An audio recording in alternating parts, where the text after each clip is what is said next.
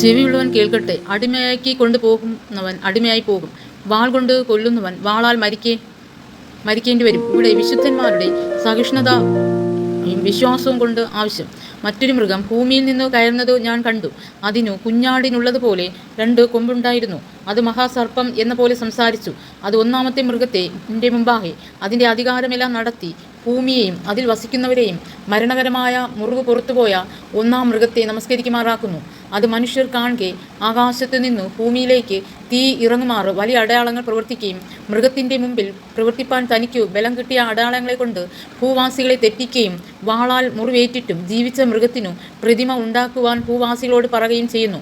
മൃഗത്തിൻ്റെ പ്രതിമ സംസാരിക്കേണ്ടതിനും മൃഗത്തിൻ്റെ പ്രതിമയെ നമസ്കരിക്കാത്തവരൊക്കെയും കൊല്ലിക്കേണ്ടതിനും മൃഗത്തിൻ്റെ പ്രതിമയ്ക്ക് ആത്മാവിനെ കൊടുപ്പാൻ അതിനു ബലം ലഭിച്ചു. അത് ചെറിയവരും വലിയവരും സമ്പന്നന്മാരും ദരിദ്രന്മാരും സ്വതന്ത്രന്മാരും ദാസന്മാരുമായ എല്ലാവർക്കും വലം കൈമേലോ നെറ്റിയിലോ മുദ്ര കിട്ടുമാറും മൃഗത്തിൻ്റെ പേരോ അതിൻ്റെ സംഖ്യയോ ആയ മുദ്രയുള്ളവനല്ലാതെ വാങ്ങുകയോ വിൽക്കുകയോ ചെയ്യുവാൻ വഹിയാതെയും ആക്കുന്നു. ഇവിടെ ജ്ഞാനം കൊണ്ട് ആവശ്യം. ബുദ്ധിയുള്ളവൻ മൃഗത്തിൻ്റെ സംഖ്യ ഗണിക്കട്ടെ. അത് ഒരു മനുഷ്യൻ്റെ സംഖ്യ എത്രേ? അതിൻ്റെ സംഖ്യ 666. മൂന്നാമത് മറ്റൊരു ദൂതൻ അവരുടെ പിന്നാലെ വന്ന് അത്യുച്ചത്തിൽ പറഞ്ഞത്, മൃഗത്തെയും അതിൻ്റെ പ്രതിമയും നമസ്കരിക്കുകയും നെറ്റിയിലോ കൈമേലോ മുദ്ര ഏൽപ്പിക്കുന്നവൻ മൃഗത്തെയും അതിൻ്റെ പ്രതിമയും നമസ്കരിച്ചു നെറ്റിയിലോ കൈമേലോ മുദ്ര ഏൽക്കുന്നവൻ ദൈവകോപത്തിൻ്റെ പാത്രത്തിൽ കലർപ്പില്ലാതെ പകർന്നിരിക്കുന്ന ദൈവക്രോധമദ്യം കുടിക്കേണ്ടി വരും. വിശുദ്ധ ദൂതന്മാർക്കും കുഞ്ഞാടിനും മുമ്പാകെ അഗ്നിഗന്ധകങ്ങളിൽ ദണ്ഡനം അനുഭവിക്കും. അവരുടെ ദണ്ഡനത്തിൻ്റെ പുക എന്നേക്കും പൊങ്ങും. മൃഗത്തെയും അതിൻ്റെ പ്രതിമയും നമസ്കരിക്കുന്നവർക്കും അതിൻ്റെ പേരിൻ്റെ മുദ്ര ഏൽക്കുന്ന ഏവനും രാവും പകലും ഒരു സ്വസ്ഥതയും ഉണ്ടാകയില്ല. ദൈവകൽപ്പനയും യേശുവിങ്കിലുള്ള വിശ്വാസവും കാത്തുകൊള്ളുന്ന വിശുദ്ധന്മാരുടെ സഹിഷ്ണുത കൊണ്ട് ഇവിടെ ആവശ്യം.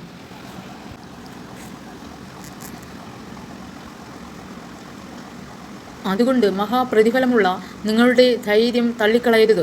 ദൈവേഷ്ടം ചെയ്തു വാഗ്ദത്തം പ്രാപിപ്പാൻ സഹിഷ്ണുത നിങ്ങൾക്ക് ആവശ്യം. ഇനി എത്രയും അല്പകാലം കഴിഞ്ഞിട്ടു വരുവാനുള്ളവൻ വരും, താമസിക്കുകയുമില്ല.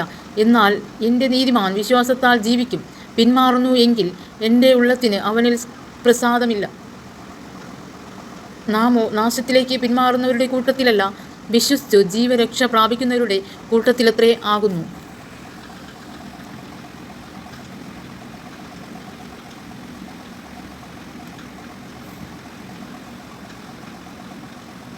കർത്താവ് താൻ ഗംഭീരനാദത്തോടും പ്രധാന ദൂതൻ്റെ ശബ്ദത്തോടും ദൈവത്തിൻ്റെ കാഹളത്തോടും കൂടെ സ്വർഗത്തിൽ നിന്ന് ഇറങ്ങി വരികയും ക്രിസ്തുവിൽ മരിച്ചവർ മുമ്പേ ഉയർത്തെഴുന്നേൽക്കുകയും ചെയ്യും. പിന്നെ ജീവനോടെ ശേഷിക്കുന്ന നാം അവരോട് ഒരുമിച്ച് ആകാശത്തിൽ കർത്താവിനെ എതിരേൽപ്പാൻ മേഘങ്ങളിൽ എടുക്കപ്പെടും. ഇങ്ങനെ നാം എപ്പോഴും കർത്താവിനോട് കൂടെ ഇരിക്കും. ഈ വചനങ്ങളെ കൊണ്ട് അന്യോന്യം ആശ്വസിപ്പിച്ചുകൊള്ളുവിൻ. ഞാൻ വലിയൊരു വെള്ള സിംഹാസനവും അതിൽ ഒരുത്തൻ ഇരിക്കുന്നതും കണ്ടു. അവൻ്റെ സന്നിധിയിൽ നിന്നു ഭൂമിയും ആകാശവും ഓടിപ്പോയി, അവയെ പിന്നെ കണ്ടില്ല.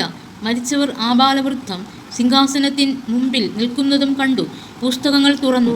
ജീവന്റെ പുസ്തകം എന്ന മറ്റൊരു പുസ്തകവും തുറന്നു. പുസ്തകങ്ങളിൽ എഴുതിയിരിക്കുന്നതിനെ ഒത്തവണ്ണം മരിച്ചവർക്ക് അവരുടെ പ്രവൃത്തികൾക്കടുത്ത വിധിയുണ്ടായി, ന്യായവിധിയുണ്ടായി.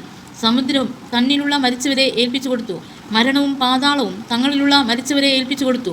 ഓരോരുത്തരും അവനവൻ്റെ പ്രവൃത്തിക്കടുത്ത വിധി ഉണ്ടായി. മരണത്തെയും പാതാളത്തെയും തീപ്പൊയ്കയിൽ തള്ളിയിട്ടു. ഈ തീപ്പൊയ്ക 2-ാമത്തെ മരണം. ജീവപുസ്തകത്തിൽ പേരെഴുതി കാണാത്ത ഏവനെയും തീപ്പൊയ്കയിൽ തള്ളിയിടും. ഞാൻ പുതിയ ആകാശവും പുതിയ ഭൂമിയും കണ്ടു. 1-ാമത്തെ ആകാശവും 1-ാമത്തെ ഭൂമിയും ഒഴിഞ്ഞുപോയി. സമുദ്രം ഇനിയില്ല. പുതിയ യെരുശലേം എന്ന വിശുദ്ധ നഗരം ഭർത്താവിനായി അലങ്കരിച്ചിട്ടുള്ള മണവാട്ടിയെപ്പോലെ ഒരുങ്ങി സ്വർഗത്തിൽ നിന്ന് ദൈവസന്നിധിയിൽ നിന്ന് തന്നെ ഇറങ്ങുന്നത് ഞാൻ കണ്ടു. സിംഹാസനത്തിൽ നിന്ന് ഒരു മഹാശബ്ദം പറയുന്നതായി ഞാൻ കേട്ടത്, ഇതാ മനുഷ്യരോട് കൂടെ ദൈവത്തിൻ്റെ കൂടാരം. അവൻ അവരോടുകൂടെ വസിക്കും. അവർ അവൻ്റെ ജനമായിരിക്കും. ദൈവം താൻ അവരുടെ ദൈവമായി അവരോട് കൂടെ ഇരിക്കും. അവൻ അവരുടെ കണ്ണിൽ നിന്നു കണ്ണുനീരെല്ലാം തുടച്ചു കളയും. ഇനി മരണം ഉണ്ടാകയില്ല.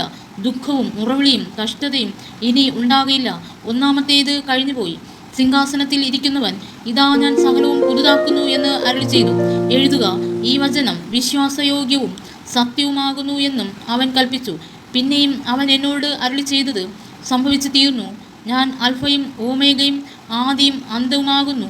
ദാഹിക്കുന്നവന് ഞാൻ ജീവൻ ഉറവിൽ നിന്നും സൗജന്യമായി കൊടുക്കും. ജയിക്കുന്നവന് ഇത് അവകാശമായി ലഭിക്കും. ഞാൻ അവന് ദൈവവും അവൻ എനിക്ക് മകനുമായിരിക്കും. എന്നാൽ ഭീരുക്കൾ, അവിശ്വാസികൾ, അറയ്ക്കപ്പെട്ടവർ, കൊലപാതകന്മാർ, ദുർനടപ്പുകാർ, ക്ഷുദ്രക്കാർ, ബിംബാരാധികൾ എന്നിവർക്കും ഭോഷ്കു പറയുന്ന ഏവർക്കുമുള്ള ഓഹരി തീയും ഗന്ധകവും കത്തുന്ന പൊയ്കയിലത്രേ. അത് രണ്ടാമത്തെ മരണം.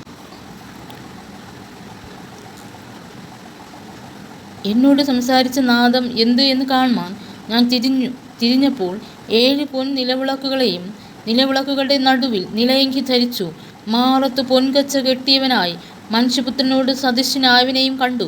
അവൻ്റെ തലയും തലമുടിയും വെളുത്ത പഞ്ഞി പോലെ ഹിമത്തോളം വെള്ളയും, കണ്ണ് അഗ്നി ജ്വാലയ്ക്ക് ഒത്തതും, കാൽ ഉലയിൽ ചുട്ടുപഴിപ്പിച്ച വെള്ളോട്ടിന് സദൃശ്യവും, അവൻ്റെ ശബ്ദം പെരുവെള്ളത്തിൻ്റെ ഇരച്ചിൽ പോലെയും ആയിരുന്നു. അവൻ്റെ വലം കൈയിൽ 7 നക്ഷത്രമുണ്ട്. അവൻ്റെ വായിൽ നിന്ന് മൂർച്ചയേറിയ ഇരുവായ്ത്തലയുള്ള വാൾ പുറപ്പെടുന്നു. അവൻ്റെ മുഖം സൂര്യൻ ശക്തിയോടെ പ്രകാശിക്കുന്നത് പോലെ ആയിരുന്നു. അവനെ കണ്ടിട്ടു ഞാൻ മരിച്ചവനെ പോലെ അവൻ്റെ കാൽക്കൽ വീണു. അവൻ വലം കൈ എൻ്റെ മേൽ വച്ചു. ഭയപ്പെടേണ്ട, ഞാൻ ആദ്യനും അന്ത്യനും ജീവനുള്ളവനും ആകുന്നു. ഞാൻ മരിച്ചവനായിരുന്നു, എന്നാൽ ഇതാ എന്നേക്കും ജീവിച്ചിരിക്കുന്നു. മരണത്തിൻ്റെയും പാതാളത്തിൻ്റെയും താക്കോൽ എൻ്റെ കൈവശമുണ്ട്. നീ കണ്ടതും ഇപ്പോൾ ഉള്ളതും ഇനി സംഭവിപ്പാനിരിക്കുന്നതും എൻ്റെ വലം കൈയിൽ കണ്ട 7 നക്ഷത്രത്തിൻ്റെ മർമ്മവും 7 പൊൻ നിലവിളക്കിൻ്റെ വിവരവും എഴുതുക. 7 നക്ഷത്രം 7 സഭകളുടെ ദൂതന്മാരാകുന്നു.